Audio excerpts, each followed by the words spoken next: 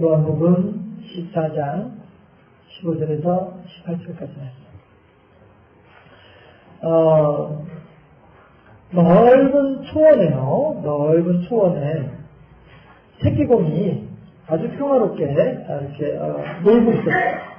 새끼곰이 아주 평화롭게 놀고 있었는데 이 새끼곰을 향해서 짐승 하나가 호랑이보다는 좀 작은 짐승인데요. 이제 그 퓨마라고 하는 아무튼 이제 그런 호랑이보다 조금 작은 그런 짐승이에요. 그런 짐승이 이제 늑대보다는 크고요. 그런 짐승이 이 새끼곰을 잡아먹으려고 쫓아오는 거예요. 그랬더니 이 새끼곰이 막 도망을 가요. 도망을 가는데 아무래도 이제 어린 새끼곰이다 보니까 도망가는데 한계가 있잖아요. 그래가지고 이 개울가에 나무 하나가 이렇게 쓰러져가지고 이렇게 있는데 그 이제 나무 위로 이제 도망을 간 거예요. 갔더니 이 퓨마라고 하는 이놈은 이제 자기 몸무게가 있으니까 그 나무에까지는 올라오지 못하는 거예요. 올라오지 못하는데 이 새끼곰은 이제 가벼우니까 거기 이제 올라서 있는 거죠. 그랬는데 이 나무가 이제 오래돼가지고 썩다 보니까 이 새끼곰이 겨우 이제 올라가서 이제 바들바들 떨고서 있는데 이 나무가 썩으니까 툭하니 부러져 버리고 마는 거예요. 그래가지고 새끼곰이 물속으로 퉁덩 빠져버리고 마는데 그렇게 하니까 이제 아무리 새끼곰이 헤엄을 쳐서 나오려고 하더라도 물을 따라서 이렇게 흘러내려가는 거예요. 물살이 아주 심하니까 거기 나오지 못하고 떠내려가는 거예요. 그렇게 하니까 그 이제 마치 징검다리식으로 이렇게 매우 이렇게 물 한가운데 이렇게 바위들이 너럭 바위들이 몇 개가 이렇게 있었는데 이 짐승이 퓨만한 놈이 그 새끼곰이 이제 떠내려오는 것을 보고서는 그 너럭 바위 위에 올라가서 딱 기다리고 있는 거예요. 딱 이제 타고 오면은 채려고 딱 기다리고 있는 거예요. 그렇게 하니까 새끼곰을 떠내려가면 안 되는데 해서 막 발버둥을 치는 거예요. 왜? 떠내려가다 보면 붙잡혀서 죽으니까. 떠내려가자 하려고 막 이제 막 발버둥을 치고 하는데 이걸 이기지 못하는 거예요. 물살을. 그래가지고 결국에는 그 앞에까지 왔어요. 왔는데 겨우 이제 그 다위들이 있고 이렇게 하다 보니까 이제 얕아지면서 이제 헤엄치지 않고 이제 걸을 수 있을 만큼 되니까 거기서 이렇게 이제 옆으로 또 피해서 이제 도망가려고 이렇게 나가니까 이 퓨마란 놈이 이제 쫓아 들어와가지고 같이 이제 물속에 들어와가지고서는 그 이제 새끼곰을 잡아채려고 막 이제 발톱을 세워가지고 이렇게 막 할치고 막 이렇게 하는 거예요. 그렇게 하니까 그래도 이제 새끼곰은 포기하지 않고서 이제 막 소리를 지르면서 꽥꽥 하고 소리를 지르면서 이제 거기다 이제 막 대항을 하는 거예요. 그렇게 하는데 새끼곰이 깜짝 놀랐어요. 아니 내가 이제 막 대들면서 꽥꽥 하는데 막 그 커다란 그 발톱을 세운 이 놈이 나를 막 달려드는데 막 이제 얼굴에 막 맞아서 할치기도 하고 막 피도 나고 이렇게 하면서도 그냥 그래도 이제 새끼곰이 포기하지 않고서 하면서 이제 잠 덤벼들고 이렇게 하다 보니까 이 퓨마란 놈이 갑자기 움찔하더니 슬그머니 도다로 돌아서서 그냥 가버리는 거예요. 그러니까 새끼곰이 깜짝 놀랐죠. 아니 저 녀석이 지금 내가 대들려고 하니까 도망가버리네? 이러면서 새끼곰이 깜짝 놀란 거죠. 그랬는데 실은 새끼곰의 뒤에 누가 있었냐 하면 어미곰이 있어요. 어미곰이. 새끼곰이 도망가면서 꽥꽥 하는 소리를 어미곰이 듣고서는 불이 나게 쫓아오는 거예요. 야! 큰일 났다. 내 새끼한테 무슨 일이 생겼구나. 불이 나게 쫓아오는 거예요. 쫓아오니까 그걸 이제 보고서는 퓨만한 놈이 도저히 이제 이 어미곰은 이길 당연히 제가 없으니까 괜히 새끼곰을 건드렸다가는 이제 새끼곰 한 마리 먹고서는 자기 목숨이 날아갈 판이니까 어미곰한테 붙잡혀가지고 그냥 하면은 이러니까 새끼곰을 내버려두고서 그냥 쓸고머니 꽁문 빼고 도망가버리고 왔더라 하는 거예요. 예. 그런데 이것이 비록 제가 이제 이렇게 말씀드린 거는 이제 그 인터넷에 이제 돌아다니고 있는 아주 짤막한 영화 중에 한 편이에요. 예. 앞으로 기회가 되면 우리 이제 컴퓨터도 좋은 거 있고 하니까 그런 이제 그 영화들도 짤막한 것들 한 5분 정도 이렇게 되는 짤막한 이제 동영상들 많이 있거든요. 그래서 이제 같이 보면서 설교의 어떤 그런 도움을 이제 서로 간에 받고 하면 좋겠는데요. 아무튼 제가 이제 오늘은 이제 그 내용을 설명만 해드렸어요. 그런데 이것이 영화가 비록 사람이 만든 영화이지만, 사람이 촬영을 해가지고 사람이 만든 영화이지만, 이 영화 속에는 이 큰 은혜가, 복음의 진리의 내용이 그 안에 들어있더라라고 하는 것입니다. 다시 말해서요, 이 퓨마라고 하는 짐승은 뭐겠어요? 마귀 사단을 얘기하는 거죠. 그리고 새끼곰은 뭐겠어요? 우리 성도들이죠. 어미곰은 당연히 하나님이 되겠죠. 그렇죠? 해서 새끼곰은요, 아무리 내가 힘이 장사한다 하더라도 못 이기는 거예요. 그 큰 짐승을 어떻게 이기겠어요? 그렇잖아요? 예. 그러나 우리들은 그러한 날마다 이러한 어려운 가운데, 생명의 위협을 느끼는 가운데 그렇게 우리들은 지금 지내고 있다 하는 거예요. 베드로전서 5장 8절에 있는 말씀이 뭐라고 하냐면요, 근신하라, 깨어라, 너희 대적 마귀가 우는 사자같이 두루다니며 참칠 자를 찾는다 라고 하는 거예요. 왜 그래요? 배가 고파요. 지금 사자가 배가 고파가지고 누구든지 하나 걸리기만 해라, 내가 가만히 안 둔다. 왜? 내가 배가 고프니까. 이렇게 지금 다니고 있단 말이죠. 그런 것처럼 이렇게 어떻게든 먹잇감을 구해야만 하겠다라고 하는 그런 절실한 마음을 가지고 지금 먹잇감을 찾아다니고 있는 게 사자인데, 지금 마귀가 바로 그러한 사자의 마음으로, 사자의 심정으로 지금 참칠 자를, 누구예요? 하나님을 믿는 백성들을 찾아다닌다는 거예요. 왜요? 누구든지 하나 걸리기만 해봐라. 내가 반드시 넘어뜨려가지고 내가 더 이상 예수 안 믿게 만들고, 더 이상 교회 다니지 않게 만들고, 더 이상 하나님 믿지 못하게 만들고, 마지막에는 나와 더불어서 함께 지옥에 가도록 해야 되겠다 하는 거죠. 이 마귀의 속셈은 그거 하나란 말이죠. 어떻게 해서든 하나님의 거룩한 백성들을 넘어뜨려서 마귀의 자녀로, 마귀의 종으로 만들려고 하는 것이 이게 마귀의 생각인데, 그 마귀라는 놈이 어떻게 하냐면 우는 사자같이 두루다니면서 삼킬자를 찾고 있다라고 하는 것입니다. 이번에 올림픽에서 지난주에 잠깐 소개해서 김정은이라고 하는 이 친구가 하나님을 잘 믿는 선수라고 했잖아요. 이 친구가 인터뷰 경기를 마치고 금메달을 따고 난 뒤에 기자하고 이렇게 인터뷰하는 거를 들어봤는데 뭐라고 얘기를 하냐면, 지난번에는 죽기 살기로 했습니다. 그래서 은메달을 땄습니다. 그런데 이번에는 죽기로 했습니다. 그랬더니 금메달을 땄습니다. 이런. 지난번 경기 때에는 죽기 살기로 했어요. 그랬더니 은메달을 땄는데, 이번 경기 때에는 내가 죽겠다라고 하는 마음으로 하니까 금메달을 땄다는 거예요. 마귀가 만약에 죽을 마음으로 참칠자를 찾아 돌아다닌다고 한다면 어느 누가 당연할 재간이 있겠느냐 하는 것입니다. 그래요.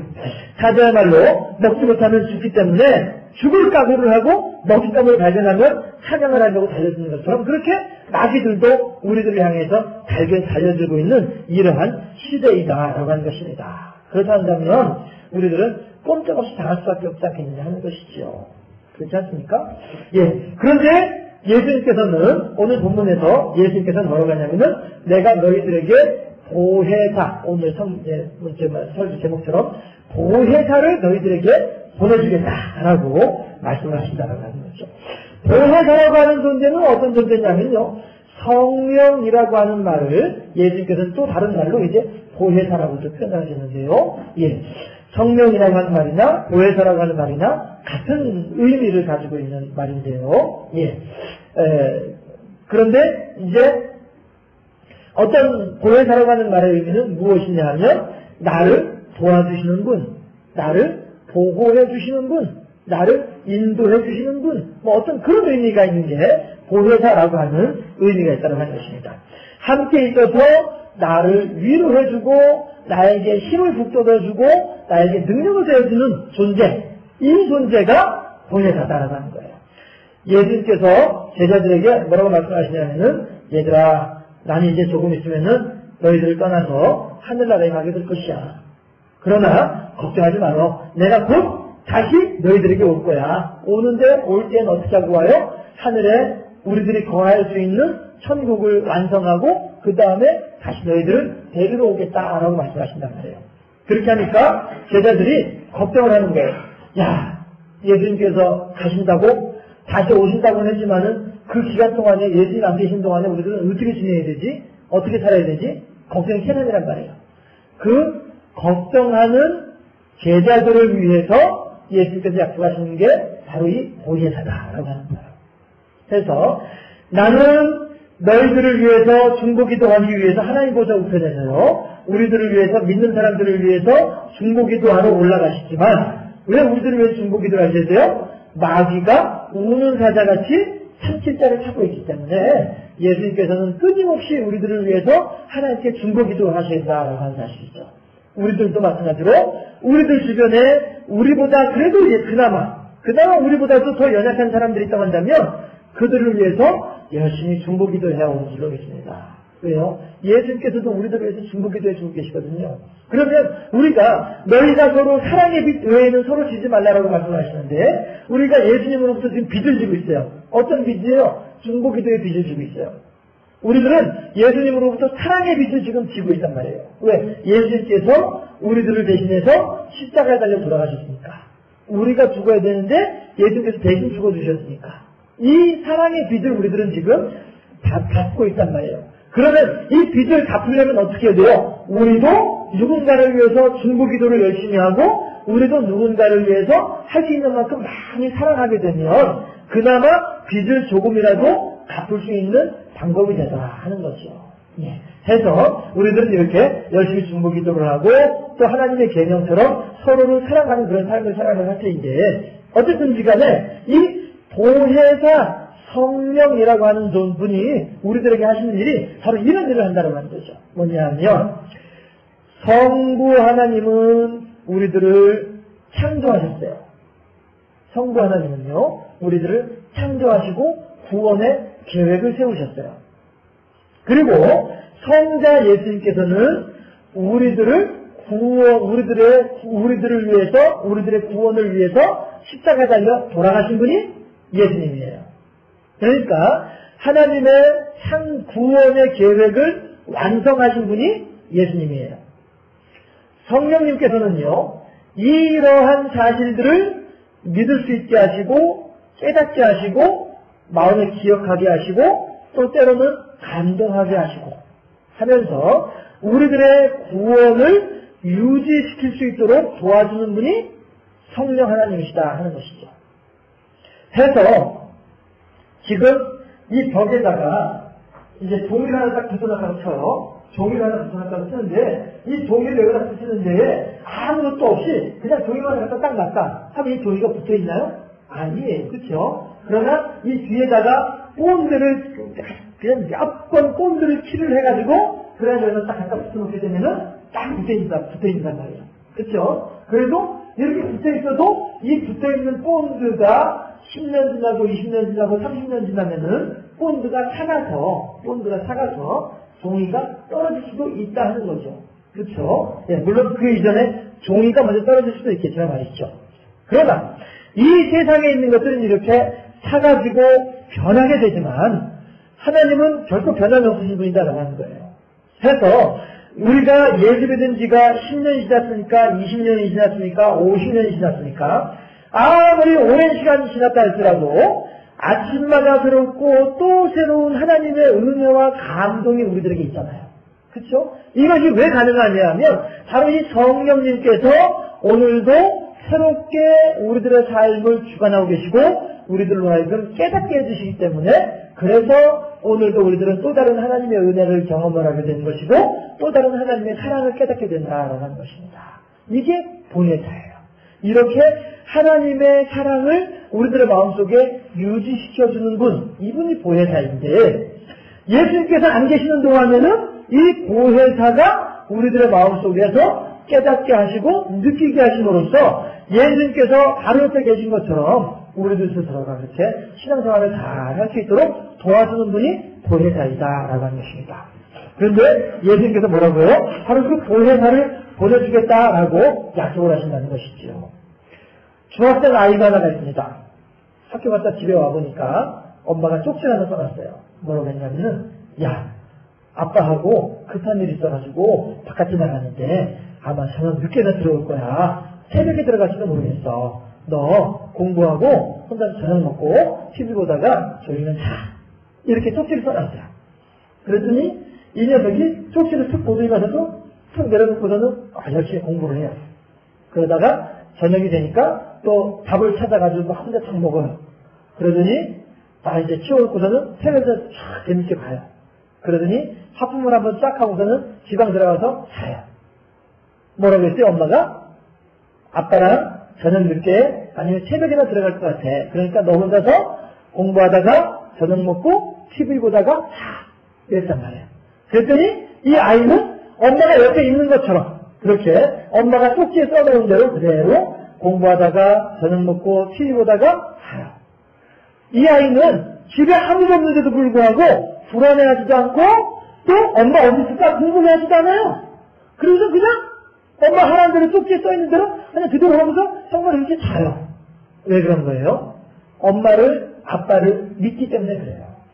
엄마가 아빠가 저녁 늦게나 아니면 새벽에 들어온다고 했으니까 너가 아침에 일어나 보면은 우리 집에 엄마랑 아빠가 계실 거야. 이거를 믿다 보니까 지금 이 캄캄한 한밤중에 집에 아무도 없고 나 혼자만 있어도 무서워하지 않고 잠을 잘 수 있는 거예요. 왜? 조금 있으면 엄마 오실 거니까. 나 잠자는 동안에 엄마하고 아빠가 오실 거니까.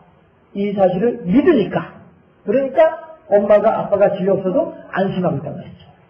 제자들이 그렇게 하죠. 제자들도 마찬가지로 예수님께서 뭐라고 말씀하시냐면은 15절에서요. 너희가 나를 사랑하면 나의 계명을 지킬 것이다. 말씀하시잖아요. 사랑하는 게 뭐예요? 너희가 나를 사랑하면 나의 계명을 지킬 것이다. 이 말은요. 다시 이야기를 하면은요. 너희들이 나를 정말로 사랑한다고 한다면 나의 하는 말에 대해서 순종하게 된다라고 표현 말씀하세요. 순종하게 된다. 사랑하면 순종하게 된다 하는 거예요. 신혼부부가 있습니다. 신부가 각시가 출근하는 남편한테 자기야 오늘 저녁에 뭐 해줄까? 이런단 말이에요. 코맹맹 있거죠? 된장찌개 이런단 말이에요. 그러면은 각시는 된장찌개 나서 냄새나서 싫은데 이래도 저녁이 되면 어떻게 해요? 된장찌개 끓여놓는 거예요. 왜 그래요? 내 사랑하는 남편이 좋아한다고 하니까 나는 싫어도 남편이 좋아하는 거니까 그 된장찌개를 만들어 놓는 거예요. 왜 그래요? 남편을 사랑하기 때문에 그런 거란 말이죠. 예수님께서 지금 하신 말씀이 그 말씀이에요. 너희들이 나를 사랑한다고 한다면은 나의 계명을 지킬 것이다. 이 말은 너희들이 나를 사랑한다고 한다면 내가 원하는 대로 할 걸 하게 될 것이다. 이 말씀이잖아요. 그러면 예수님께서 지금 원하시는 게 뭐예요? 내가 없더라도 내가 이 세상에 없더라도 내가 약속한 보혜사를 믿고 기다리거라. 이것이 예수님께서 우리들에게 하시는 말씀이다 하는 것이죠. 그렇다면 이제 제자들은 어떻게 해야 마땅한 거예요? 기다려야죠. 뭘 기다려요? 예수님의 약속을 기다려야죠. 왜요? 예수를 믿으니까요. 마치 중학생 아이가 엄마 아빠의 약속을 믿듯이 우리 또한 하나님을 믿고 예수를 믿으니까 그 약속하신 것이 올 때까지 기다려야 마땅하다는 것입니다. 해서 우리와 하나님의 관계는 어떠한 관계입니까? 과연 우리들은 신랑을 각시가 사랑하듯이 우리 또한 그렇게 하나님을 많이 사랑하고 계실까요? 그렇게 우리들도 하나님을 뜨겁게 사랑하고 계실까요? 그렇게 자그마한 것까지도 들어주고 싶고 그가 원하는 대로 해주고 싶은 그런 마음과 같이 우리들은 그렇게 하나님을 향해서 그런 마음을 가지고 계시겠는가 하는 것이에요. 어떤 분이 말씀하시기를 부모님께서 하라고 하시면 소금성을 쥐고 강을 건널 수 있어야 된다. 이런 말씀하시더라고요. 예전에 소금 가마니를 등에 짊어지고 강을 건너는 거예요. 왜? 우리 부모님이 가라고 했어요. 너 소금을 쥐고서 강을 건너면 소금이 다 녹잖아. 거기 왜 가? 우리 어머니가 가라고 해서 가는 거예요. 이 마음. 그쵸? 이 마음. 이 마음으로 우리가 하나님을 섬기고 이 마음으로 우리가 하나님의 계명을 지킨다고 한다면 그만큼 우리들은 참으로 하나님으로부터 복받는 복된 사람들이 될 줄로 믿습니다. 5달란트 가진 자가 2달란트 가진 자가 하나님의 주인으로부터 칭찬받은 게 뭐 때문이에요? 충성했으니까, 작은 일에 순종했으니까, 그만큼 나의 주인님이 하시는 말씀에 대해서 청종했으니까 잘 듣고 따랐으니까 그러니까 칭찬받은 거 아니겠어요? 한 달란트 받은 사람도 한 달란트를 가지고 열심히 장사를 해가지고 또 한 달란트를 남겨왔으면 그 사람도 아마 크게 칭찬받았을 거라고 생각이 되어져요. 그러나 순종하지 아니하니까, 다시 말해서 주인을 사랑하지 아니하니까 칭찬받지 못하게 된다 하는 것입니다.